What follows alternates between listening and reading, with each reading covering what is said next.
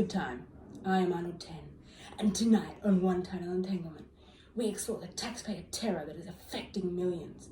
And last Tuesday, Keanu Reeves bought milk from the supermarket. But first, a breaking news story has just broke. Recently, a chain of files has been invading millions of devices, implanting malicious code hidden behind the guise of a seemingly innocent PNG, infecting millions around the world. We cut now to our on-site correspondent, Jaden Blowtorch, to give you more information on how to identify and protect yourself against this cyber attack.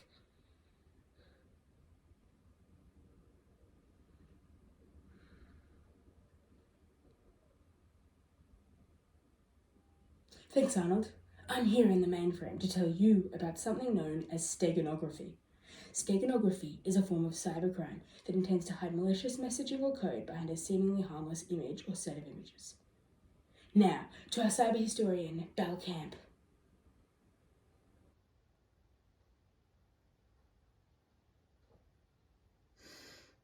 Thanks, Jaden. Steganography itself can be dated back to ancient Greece, through Herodotus in two of his stories. However, the first recorded use of the term steganography was by a German cryptographer known as Johannes Trithmus. In 1499, hidden behind the disguise of a book about magic called Steganography. Originally, Johannes refused to publish the book, not wanting it to fall into the wrong hands so badly. He ended up destroying large chunks of research and indispensable information. But eventually, he decided to release the book. Now, we cut to our cyber experts, Aɣғ쏘ɪʀ and Pendulum Brickchild, to find out more about the types of steganography.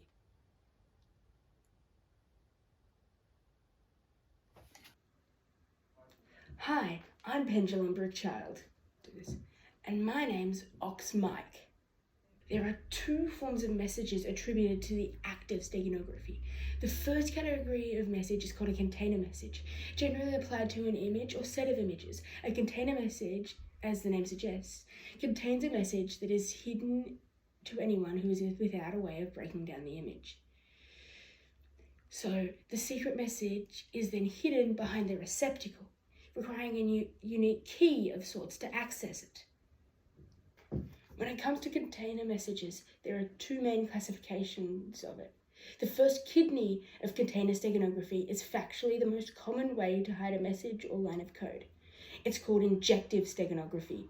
Injective steganography entails taking an existing image or file, then, as the name implies, injecting the message into the image or file, replacing a certain part that has been removed previously. So, the image or file itself acts as a container, hiding the message from the human eye.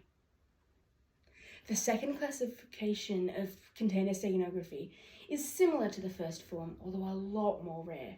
It's similar in the way that, again, an image or file is used as a container, making it almost impossible to identify with the human eye. However, this form begins with the message, as opposed to beginning with the image or file. And then the image or file is created around the message as to create the most officious repository. In doing so, it is then harder to be identified as malicious or dangerous by programs designed to identify the message. However, it takes a lot more time and a lot more effort, and so it is generally less common because of that. Now, to our Dears Man correspondent, Leash Person, to tell you about why steganography is used.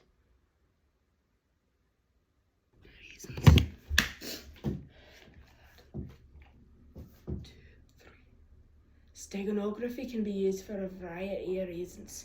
Governments use it to perpetrate espionage, sending messages hidden in an ordinary everyday image or file behind enemy eyes. There is, of course, the malicious use of steganography by hackers to infiltrate the computer through something like Excel. Now, to our Protective Division's analyst, Michael McCloskey. The way you are best to protect yourself against steganography is to not open any messages you didn't know was coming, or who it was from. However, that's always not a very good option, especially for those in our audience whose jobs require the use of opening and downloading emails. So attempt to avoid this image or file. and specifically opening any unknown Excel sheets, as they have been shown to be able to implant malicious code. However, if this may not work for you, the next best option is reversing steganography. Reverse steganography, also known as Steganalysis, is when you examine a file and identify whether or not a dangerous message is within the file. Then if the result turns up positive, it aims to uncover the secret message in a way that denies it from appearing on your computer if it's malicious. Not only does this help you, but this can also help the police, as they are able to identify and warn others about the dangerous threat.